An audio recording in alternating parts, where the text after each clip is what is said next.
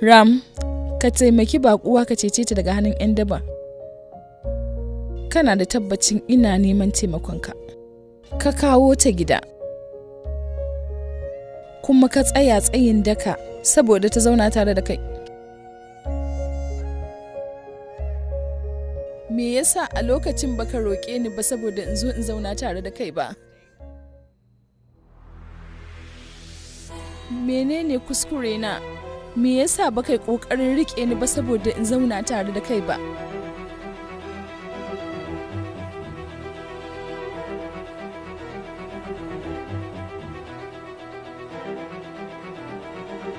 Ya isa haka.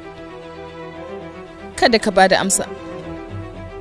Ba lallai bane sai ka yi haka. Amma akwai abu guda ɗaya da ya kamata kai Ram, ka nemi gafara a gurin kakata da dayamma.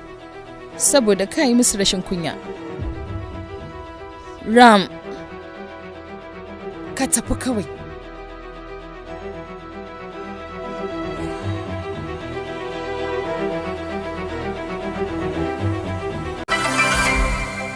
Algaita TV, nishaɗin al'umma cikin aminci.